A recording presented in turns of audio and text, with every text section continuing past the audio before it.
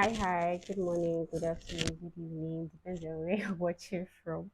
Welcome back to today's episode on Chronicles of a Young Widow. Yeah, I know today I'm not as hyped. There's no energy like that. But I don't think it's really because of anything. It's just because I had a day. Yes, I had a day. It was quite a day. So today, the only thing I'll be talking about today is what happened yesterday. So I remember coming back yesterday, and the truth is, I've had a swell week. Like I've had the craziest week that you can think of. It's just been looking for money, looking for money, looking.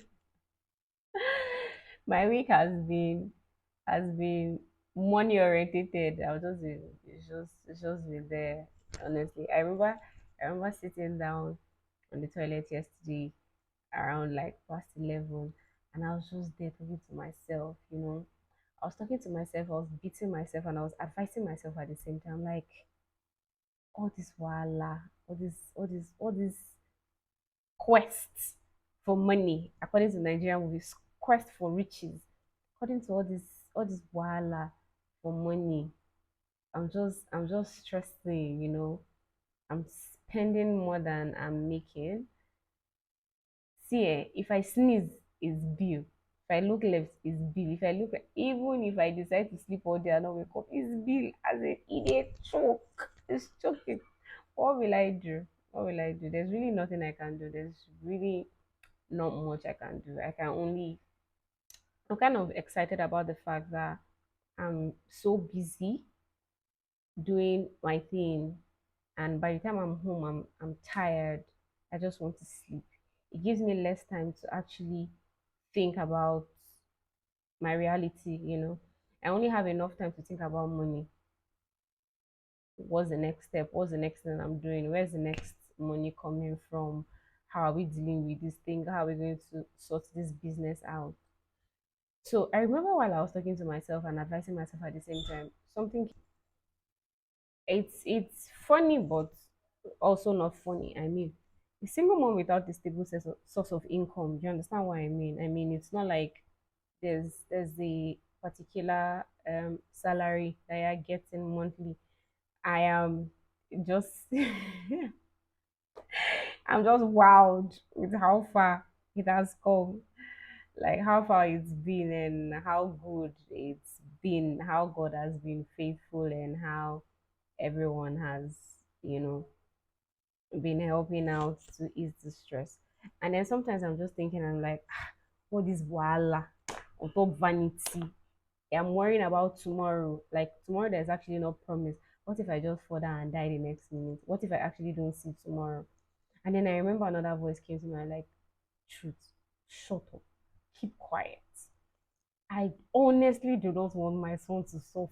I swear, I don't want my son to suffer. So if there's really anything that I'll be doing is because I want to maybe not give him, maybe I cannot give him all his father would have given him, but like the barest minimum. I don't want him to lack the barest minimum.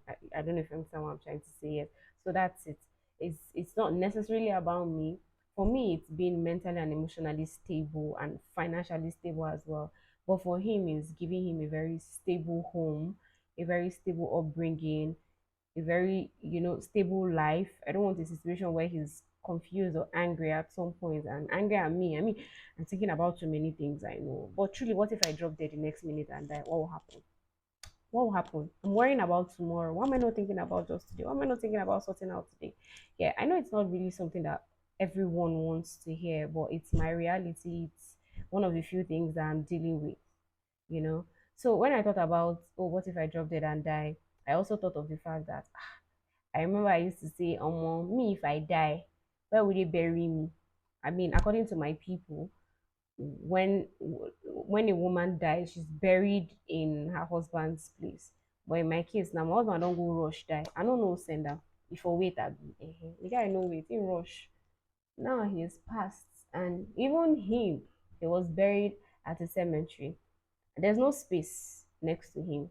There's no space behind him. There's no space in front of him. Like it's just funny how the cemetery looks. Is it's you can't even walk in between graves. It's that tight. So there's really no room for me to be buried next to my husband, right? Yeah, reality. On a second thought, I remember telling my husband then, I'm like, oh, because I actually used to believe that I was going to die before him. I only, because I cannot picture my life without him, really. I couldn't picture my life without him, really.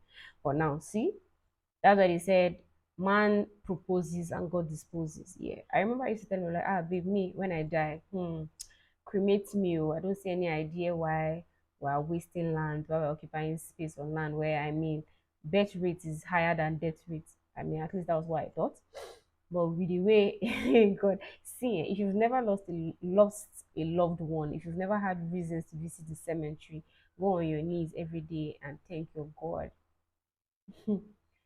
When my husband was buried, in my head, I'm like, Jesus, Jesus, Jesus. You know, every single time I go there, they're like three whole rows in front.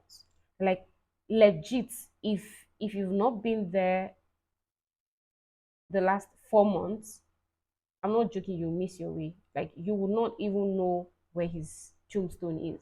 You would miss it. It's that crowded, it's that bad. So reality check, don't bury me, cremate me. No, no, no.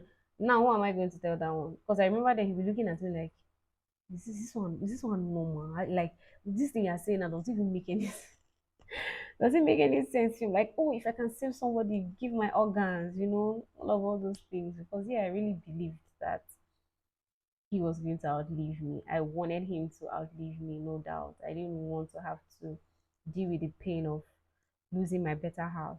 But it has happened. My reality has come. So I think maybe there are a lot of things that we should talk about with our partners. I don't think I ever had that conversation with my husband about um he never said anything about wanting to be cremated or where he wanted to be buried or anything like that. And when it happened, there was really nothing we could do about it. It was, I mean, for me, I didn't really have anything to do. My hands were tied. So I was just going with the flow. And I went with the flow. The best I could get was what I got. And praise be to God. I mean, it is what it is. Why am I talking so much? I'm talking about everything and anything at the same time. I was going to talk about something different, and now I'm talking about something else. So I remember every time I said stuff like that. I remember growing up earlier when I'll tell my mom, "Oh, mommy, this is what I want." My mom will say, "But even in the Bible, it's burial. There's nothing like cremating. Why are you cremating?" And I'm like, "Whoa, whoa, I beg, anyhow." After all, when I die, I'm not even going to know what they do with the body. So peace out, peace out. Whatever they decide to do with the corpse, I mean, they should do with it. You'll be dead anyways. I mean, you'll be dead. You'll be dead. It's corpse. You'll be dead. You're going to be going to be facing judgments or whatever happens. You're definitely going to be in the afterlife. You're not going to be in this life anymore. So does it really matter? But yeah, I think it's conversations that should be had anyways. Never could tell. Nobody knows tomorrow. Reality check.